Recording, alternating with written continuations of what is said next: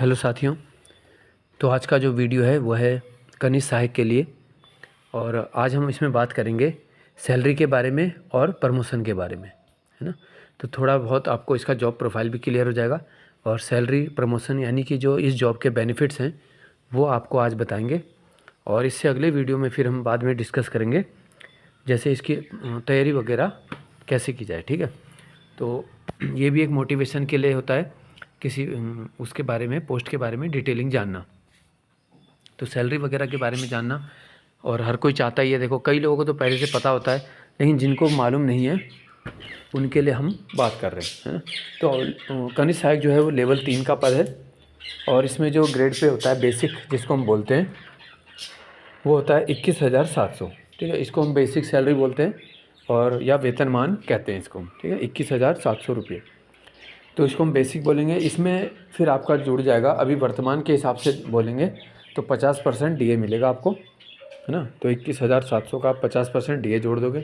फिर एचआरए होता है, जो आपका हाउस रेंट अलाउंस मिलता है, तो वो कहीं पे 2,000 होता है, कहीं पे 2,500 होता है, कुछ जगहों पे 3,000 भी हो सकता है। तो ज़्यादातर कॉमनली 2,200 2,400 ऐसे होता है।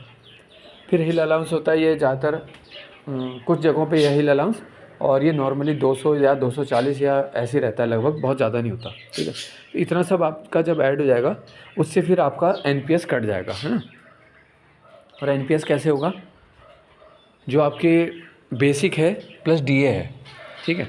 बेसिक 21,700 है और इसका आधा कर लोगे वो डीए हो जाएगा, दोनों को जोड़ दोगे तो उसका जो 10% निकलेगा वो एनपीएस होगा। तो वो आपका अंश चला जाएगा एनपीएस अकाउंट में, जो कि आपका एक रिटायरमेंट फंड होता है ना।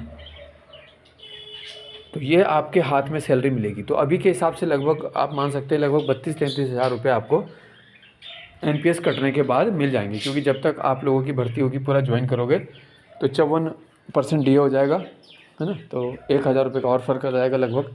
तो ये मान के चलो 32-33 हज़ार लगभग आपको हाथ में मिलेंगे, और 4,000 या ऐसी 3700-3800 रुपये लगभग आपका कट जाएगा एनपीएस, ठीक है। तो ये तो होगी सैलरी की बात। अब बात करते हैं हम इसका जो प्रमोशन वगैरह है ना।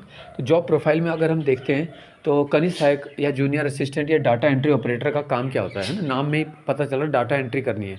तो जो भी कार्यालय में आपकी ड्यूटी लगती है वहाँ जो भी पत्राचार हो रहा है उन पत्रों का जवाब आदि दिया जाता है, ठीक है। और इसीलिए देखो इसमें टाइपिंग मांगी जाती है। टाइपिंग के लिए एक सेपरेट वीडियो बनाऊँगा कि टाइपिंग आपको कैसे करनी चाहिए, अगर आप नए हो तो कैसे करनी है। पुरानों को तो पता ही होता है कि किसका सॉफ्टवेयर या कौन से सॉफ्टवेयर पे हमको प्रैक्टिस करनी है, वहाँ पे कैसे करना चाहिए, है ना। तो टाइपिंग के लिए एक 5-6 मिनट का शॉर्ट वीडियो अलग से बनाएंगे, ठीक है। तो जॉब प्रोफाइल हो गया, डाटा एंट्री का काम है, ठीक है। आपको कंप्यूटर पे बैठना पड़ेगा और 10 से 5 की आपकी जॉब रहेगी ये, है ना। तो ज़्यादातर इसको अच्छा ही माना जाता है इस टाइप की जॉब को, कि भाई जिन्हें 10 to 5 की जॉब करनी है, अपनी सुकून वाली नौकरी। 5 बजे के बाद आपको ऑफिस की कोई टेंशन नहीं है। ऐसा नहीं है कि जैसे फील्ड जॉब में होता है, जैसे पटवारी है, पुलिस है, या हमारी भी वीपीडीओ की भी जॉब है, तो उसमें भी थोड़ा ऑफिस के बाद भी आप उसमें लोगों से कनेक्टेड रहते हो फील्ड जॉब में। लेकिन यहाँ पे केवल आपको 10 to 5 वाली एक जॉब है। और इसमें प्रमोशन की बात करें तो बहुत बेहतरीन प्रमोशन है इसमें। तो कनिष्ठ सहायक में जब आप 2,000 ग्रेड पे में लगते हो, ठीक है, 2,000 तो ग्रेड पे बोलते हैं दोस्तों, और जो 21,700 बोला मैंने वो बेसिक सैलरी होती है, ठीक है। बेसिक पे तो ग्रेड पे अलग हो गया और बेसिक पे सैलरी अलग आ जाती है। तो कनिष्ठ सहायक में आपको 2,000 मिलेगा ग्रेड पे। उसके बाद जब आपका प्रमोशन होगा, तो प्रमोशन कुछ विभाग तो 4 साल बाद ही कर देते हैं, वो उस पर भी डिपेंड करता है कि ऊपर के जो आपके वरिष्ठ सहायक के कितने पद वहाँ पर रिक्त हैं। कई जगहों पे क्या होता है कि पद रिक्त नहीं है ना। कई जगहों पे पद रिक्त है, कई जगहों पे लेकिन नहीं होता रिक्त, तो उस पर डिपेंड करता है। तो आपका जो प्रमोशन होगा तो 2800 ग्रेड पे में होना है, ठीक है। बीच में 2400 ग्रेड पे नहीं होता है, इसमें याद रखना है। तो 2000 के बाद आप सीधा 2800 में जाओगे। तो कुछ विभागों में 4 साल में हो जाएगा, किसी में 5 में, किसी में 6 में, मैक्सिमम 8 साल के अंदर अंदर सभी का प्रमोशन हो जाता है लगभग। तो अच्छा ग्रेड पे फिर आपका हो जाएगा, ठीक है। 2800 ग्रेड पे वही है दोस्तों जो पटवारी का है ना।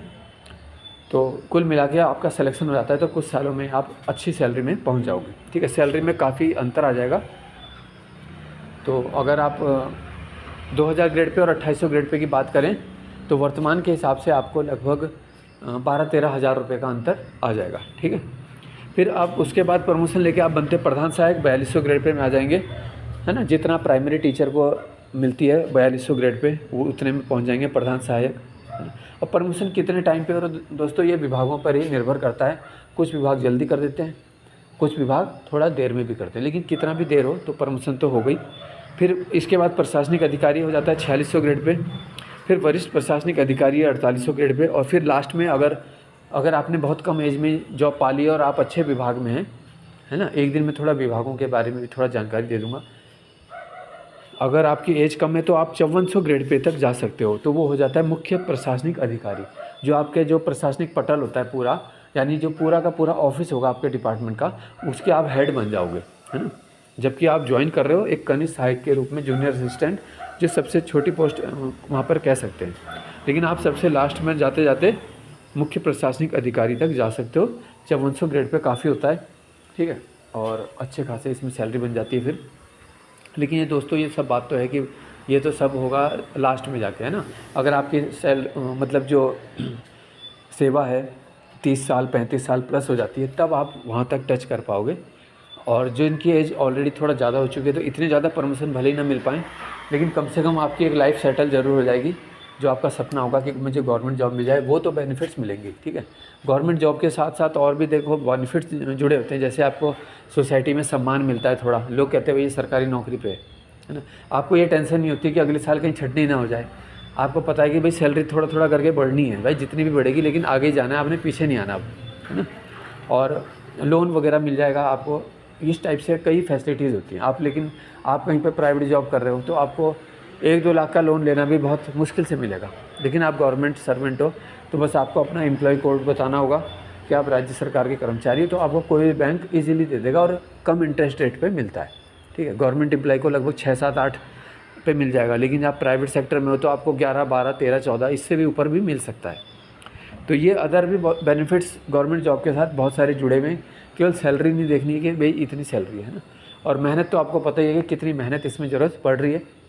तो बाकी एक वीडियो मेरा बनेगा फिर टाइपिंग के लिए, एक बनेगा कौन कौन सी बुक का आपको सिलेक्शन करना चाहिए मेरे हिसाब से, और कितने प्रैक्टिस सेट लगाने चाहिए आपको एग्ज़ाम तक, है ना। तो उसमें मैं टाइम की रेंज भी आपको बताऊंगा कि अगर आपके पास इतने महीने हैं तो इतने प्रैक्टिस सेट लगाएं तो आपका मार्क्स इस लेवल तक पहुंच सकते हैं, ठीक है। तो ये 2 वीडियो आपको अगले कुछ दिन में देखने को मिलेंगे, है ना। अभी के लिए दोस्तों इतना ही है, फिर मिलते हैं नेक्स्ट वीडियो में। धन्यवाद आप सभी का।